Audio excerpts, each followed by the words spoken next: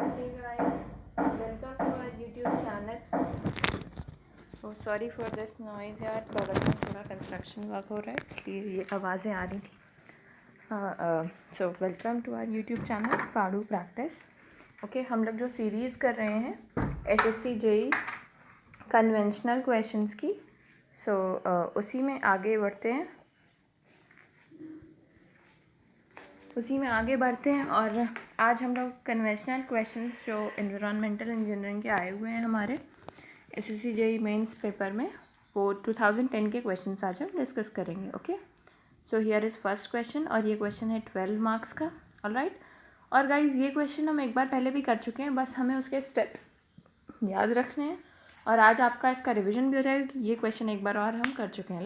Right, तो चलिए question आपने देख लिया होगा. डिज़ाइन और रैपिड सैंड फिल्टर डिज़ाइन करना है, ठीक है, for a water supply of 9 million litre per day to a township. All the principal component shall be design and enumerate your assumptions during the design steps. Right, तो ये question हम कर चुके हैं और शायद लास्ट टाइम भी 12 marks का ही था. ओके, तो चलिए स्टार्ट करते हैं सोल्यूशन.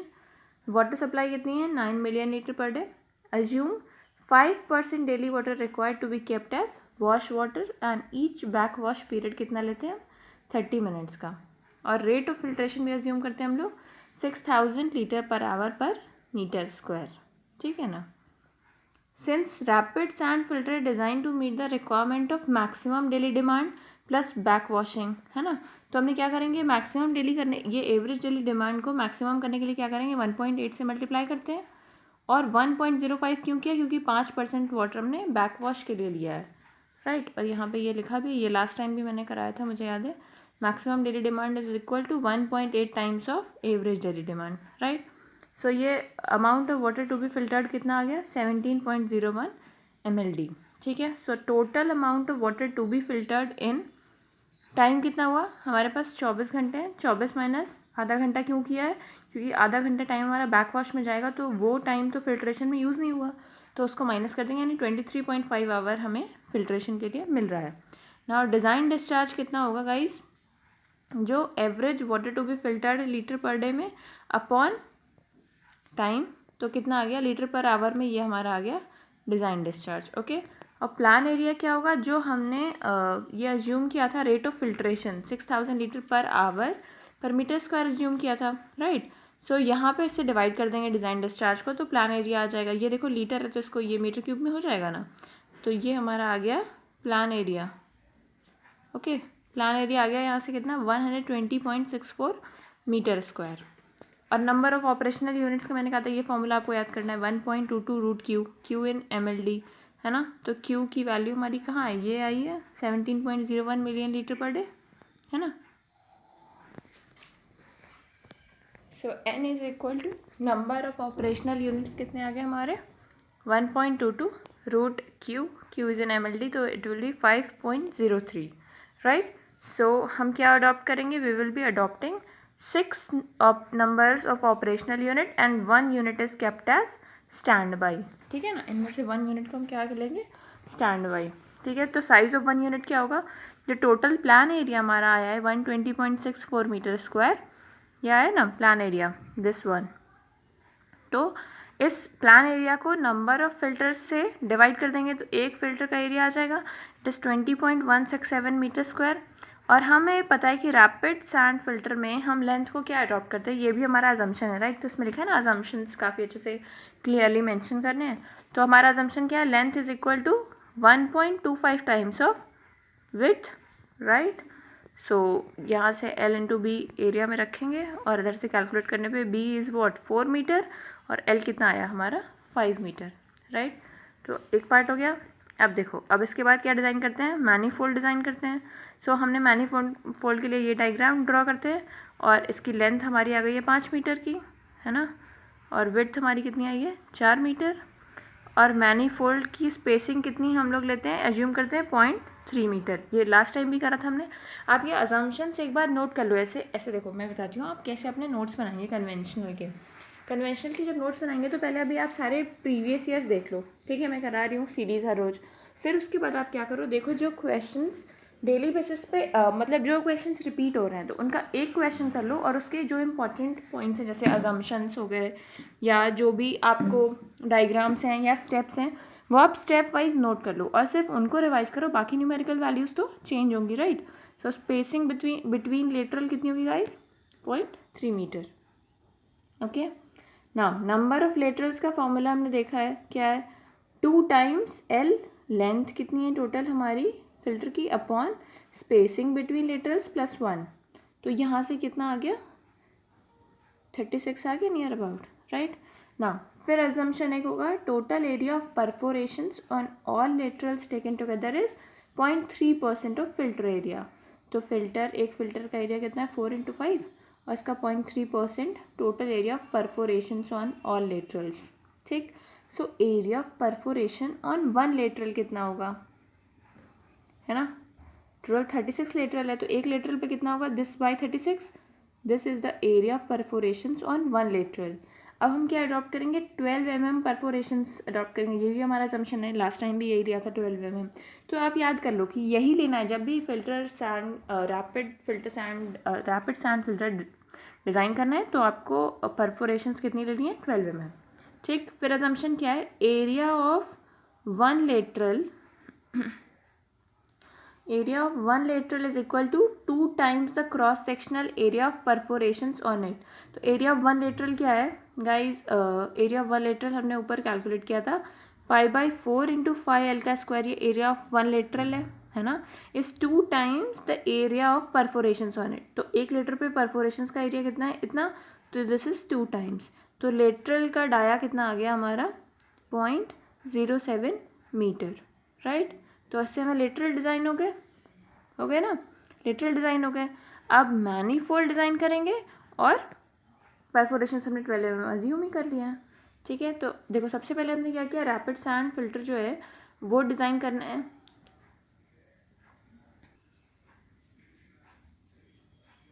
देखो भाई सबसे पहले हमने क्या किया, सबसे पहले हमने एरिया कैलकुलेट किया और डायमेंशंस कैलकुलेट किए रैपिड सैंड फिल्टर के, ओके।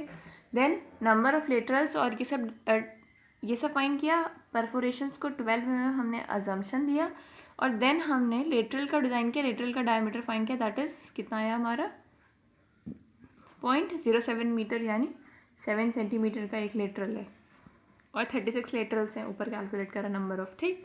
अब हम क्या है मैनीफोल्ड को डिज़ाइन करेंगे, तो डिज़ाइन ऑफ मैनीफोल्ड है।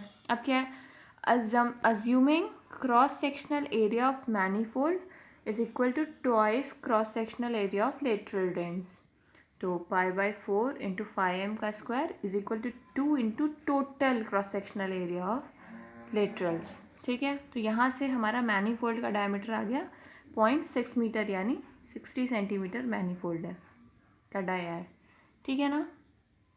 ओके, ना प्रोजेक्टेड लेंथ ऑफ लेटरल कितना है, देखो गाइज लेंथ ऑफ लेटरल कितना आ रहा है, प्रोजेक्टेड लेंथ ऑफ लेटरल कितना है, ये width of sand filter minus dia of manifold upon 2, ठीक है ना। तो कितना आ गया 1.7 metre is projected length of lateral. Now area of perforation क्या है, परफोरेशन का 12 mm डाया हमने कंसिडर किया है, सो एरिया ऑफ वन परफोरेशन कितना हो गया गाइज, π/4d² इतना आ गया 1.131 × 10⁻, ठीक है, समझ आया ना। नंबर ऑफ परफोरेशंस भी हमें बतानी है, पूरे डिज़ाइन कर रहे हैं ना, नंबर ऑफ परफोरेशंस कितनी हुई, सो नंबर ऑफ परफोरेशंस क्या है, total area of perforations on one lateral upon area of one perforation, तो नंबर ऑफ परफोरेशंस आ गई 16। तो हमारे डिज़ाइन में क्या करना है, हमें सबसे पहले रैपिड सैंड फिल्टर का डायमेंशन बताना है, जो हमारा ये 5 मीटर और ये 4 मीटर आया है। देन नंबर ऑफ लेटरल्स बताने हैं, देन लेटरल का डाया कितना है ये फाइंड करना है, देन मैनीफोल्ड का डाया फाइंड करना है, right. Then number of perforations on one lateral कितने हैं ये फाइंड करना है, ओके। सो अब यहाँ देखो कंक्लूजन क्या लिखा है, conclusion is, it is written 16 perforations length of a lateral pipe required should be greater than 8 × 0.2 यानी 1.6 meter. The projected length itself is greater than 1.6 meter, right? Hence the inclined length will be greater than even the projected length, hence the holes can be easily accommodated in the lateral. अब एक हमें check करना है last में, जब design हो गई तो हमारी डिज़ाइन सही है या नहीं, इसके लिए एक चेक है कि length of lateral upon dia of lateral is equal to width minus dia of manifold by 2 upon 5L। ठीक, तो ये कितना होगा, लेंथ ऑफ लेटरल कितना आया, width minus 5M dia of manifold by 2 upon length of lateral. Length of lateral 0.07 metre, ये should be less than 60 आ रहा है, तो ओके हमारा डिज़ाइन। तो गाइस आ गया, यानी हमारा रैपिड सैंड फिल्टर डिज़ाइन हो गया, राइट। अब चलो नेक्स्ट क्वेश्चन देखते हैं। Next question is theory question, और ये क्या कह रहा है, इट इज़ ऑल अबाउट कि discuss in detail the physical and chemical characteristics of sewage. ठीक है, ये हम लोग एक बार, मुझे याद है जब हमने फर्स्ट क्वेश्चन किया था प्रीवियस ईयर का, तो उसमें ये था, पर इतना डिटेल में डिस्कशन नहीं था। तो ये 18 मार्क्स का क्वेश्चन है, आप देख रहे हो, और 2010 का। ठीक है, चलो देखते हैं। आप फिजिकल और केमिकल कैरेक्टरिस्टिक्स को डिस्क्राइब करना है, डिस्कस करना है। Okay, so we have to discuss, यानी हमें डिटेल डिस्कशन करना है। तो चलिए देखते हैं क्या करना है। फिजिकल कैरेक्टरिस्टिक्स क्या है, the most important physical characteristics of waste water are its turbidity, color, odor and temperature. So what is turbidity? Wastewater is normally turbid, containing waste from baths, facial matter, pieces of papers, greases, vegetable debris, fruit skins, etc. ये क्या करते हैं, ये turbidity increase करते हैं। So guys, the next physical property is color. The color of wastewater can normally be detected by naked eye. ठीक है, and it refers to the age of waste water. Fresh water is usually grey और light brown, ये आपका prelims में भी आता है question. Fresh water is usually grey और light brown, however as organic compounds are broken down by bacteria the dissolve oxygen in the waste water is reduce to 0 and colour changes to black. ठीक है, fresh sewage क्या है, grey या light brown, और stale sewage is black. This condition of wastewater is said to be septic or stale. Some industrial wastewaters may also add colors to domestic wastewater. ठीक है, ये आपको समझ आ गया। इंडस्ट्री वाले वेस्ट जो होते हैं वो हमारे डोमेस्टिक वेस्ट वाटर को का कलर बदल सकते हैं। ओके, ना odor in wastewater is caused by gases produced by the decomposition of organic matter, right? And the most characteristic odor of stale और septic waste water is that of, किसकी सबसे ज़्यादा स्मेल आती है, hydrogen sulphide H2S, which is produced by anaerobic micro organisms which reduce sulphates to sulphides. Then the fourth physical property is temperature. The average temperature of sewage in India is what, 20 degree Celsius, which is near about ideal temperature for the biological activities. तो 4 physical properties हम detail में discuss की, क्या क्या। First turbidity, right, then second one is color, third one is odor, and fourth one is what, temperature। हो गई ना, देखो याद हो गया सब। अब नाउ केमिकल कैरेक्टरिस्टिक्स का डिस्कशन करते हैं। So important chemical characteristics of waste water are below. ठीक है, पहला क्या है, total solids, suspended solids and settleable solids. Then pH value, chlorine content, nitrogen content, presence of fats, grease and oil, sulfides, sulfates and hydrogen यानी H2S gas, then dissolve oxygen, DO बोलते हैं जिसको। ठीक है, then chemical oxygen demand, it is very common COD, right, then BOD। ठीक है ना, then total organic carbon and theoretical oxygen demand। सो इतने सारे हमने 11 पॉइंट्स बता दिए, कुछ तो याद रह ही जाएंगे ना, उतना आप लिख लेना। Then here comes total solids, suspended solids and settleable solids. So what are these? चलिए देखते हैं। Solids present in wastewater may be in 4 forms: suspended solid, dissolved solid, colloidal solids and settleable solid. So suspended solids are those which remain floating in water, वो suspended हो गए। और dissolved, जो dissolve हो जाए वो dissolved solids। Then colloidal solids क्या होते हैं, ठीक है, आइए देखते हैं। Colloidal solids are finely divided solids remaining either in suspension और इन सोल्यूशन। ठीक है ना, Settleable solids are that portion of solid matter which settles out if the wastewater is allowed to remain undisturbed for period of 2 hours in Imhoff cone. ठीक है ना. Imhoff cone किस लिए use होता है, ये उसका प्रीलिम्स का बहुत इंपॉर्टेंट क्वेश्चन है. Imhoff cone किस लिए यूज होता है, सेटलेबल सॉलिड्स के रिमूवल में. The solids in wastewater has organic solids as well as inorganic solids, which is about 45 and 55% of total solids respectively. ठीक है. Organic solids and inorganic solids कितने होते हैं, 45 and 55. So organic कितना होता है, 45, inorganic 55% of total solids respectively. Inorganic matter consists of sand, gravel, debris, chloride, sulfate, etc. Whereas organic matter में क्या क्या होता है गाइज, कार्बोहाइड्रेट्स यानी सेलुलोज, कॉटन फाइबर, शुगर और fats, oils from kitchen, garbage, shop etcetera. Nitrogenous compounds में क्या क्या आता है गाइज, प्रोटीन्स, यूरिया और फैली एसिड. राइट. एक केमिकल का पैरामीटर ये हो गया वेस्ट वाटर का. दूसरा पीएच वैल्यू. हमें पता है pH is equal to -log10H+, where H+ क्या होता है, मोल पर लीटर होता है, concentration of hydrogen ion. And the alkalinity of fresh waste water sample is alkaline, but as time passes it becomes acidic because of bacterial action in anaerobic और nitrification process. ये क्या कह रहा है, आपको समझ आया? Okay. Now pH value can be measured by the help of potentiometer. ठीक है. pH वैल्यू कैसे मेजर कर सकते हैं, पोटेंशियोमीटर से, which measures electrical potential measure करता है exerted by H+ ions and thus indicate their concentration. ठीक है. अब क्लोराइड कंटेंट की बात करते हैं. इसमें देखो यार, सिंपल है, आप एक बार पढ़ लोगे याद हो जाएगा. Okay. So these are derived from kitchen waste, human faeces, urinary discharges etcetera. The normal chloride content of domestic water कितना होता है, 120 milligram per liter. However, large amount of chlorides may enter from industries, ice cream plants, meat, salting, etc. increase the chloride content of wastewater. Right? The chloride content can be measured by titrating the sample with standard silver nitrate solution. AgNO3 से test करते हैं ना chloride का. ठीक. Using potassium chromate as an indicator. ये तो आपने किया होगा अपने लैब में. नाउ नाइट्रोजन कंटेंट की बात करते हैं.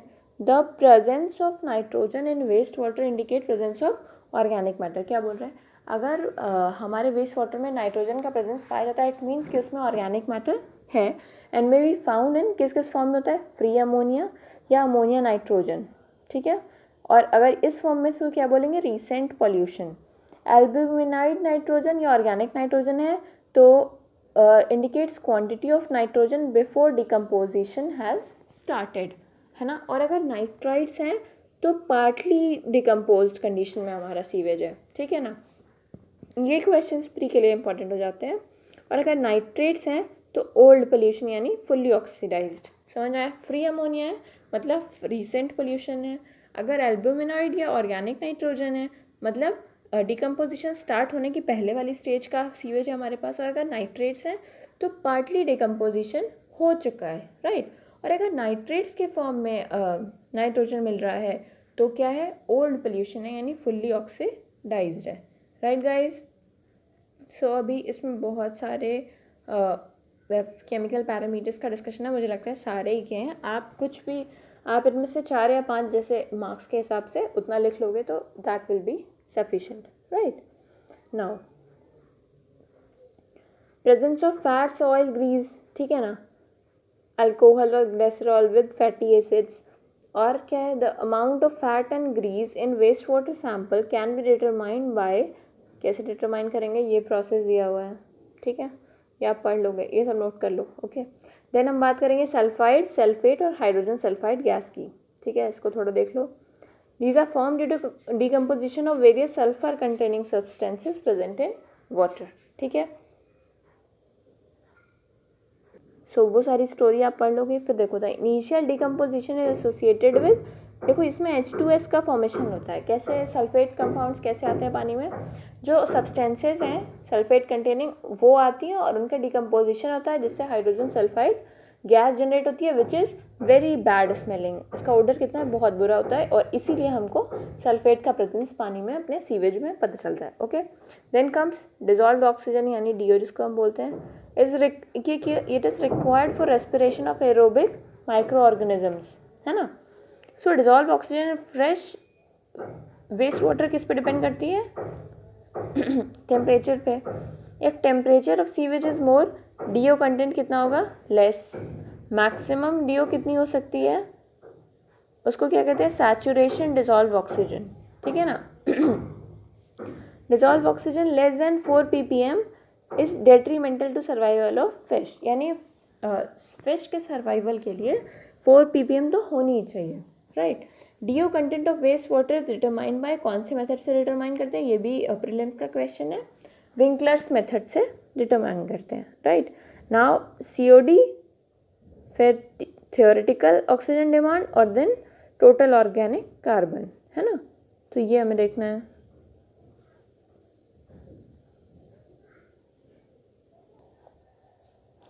सो गाइज अब हमें देखना है COD क्या है। यार देख लो, सबसे पहले एक लाइन देखो, COD क्या है। COD is use to measure content of organic matter कितना है वेस्ट वाटर में, ये पता करने के लिए, ठीक है। और ऑर्गेनिक में कौन कौन सा? बायोडिग्रेडेबल वाला भी और नॉन बायोडिग्रेडेबल भी, ठीक। This test is also sometimes called dichromate oxygen test demand test, ठीक है। Potassium dichromate test has been found for excellent in this purpose, ठीक है। Now COD minus ultimate BOD क्या होता है?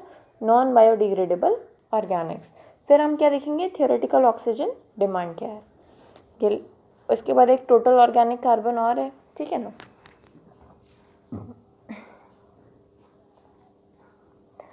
देखो the exact amount of oxygen required to oxidize the organic matter is called theoretical oxygen demand. क्या? Exact quantity, ठीक ना। So for practical purposes हम COD को THOD के बराबर लेते हैं। वैसे देखेंगे कि थियोरेटिकल ऑक्सीजन डिमांड ज़्यादा होती है than chemical oxygen demand, than BOD और उससे कम टोटल ऑर्गेनिक कार्बन। अब देख लो टोटल ऑर्गेनिक कार्बन क्या है? It is another method of expressing the organic matter present in terms of carbon content. So guys आज हम लोग ने प्रीवियस ईयर 2010 के 2 क्वेश्चंस डिस्कस किए, जिसमें पहला डिज़ाइन का था, रैपिड सैंड फिल्टर की डिज़ाइन 12 मार्क्स का।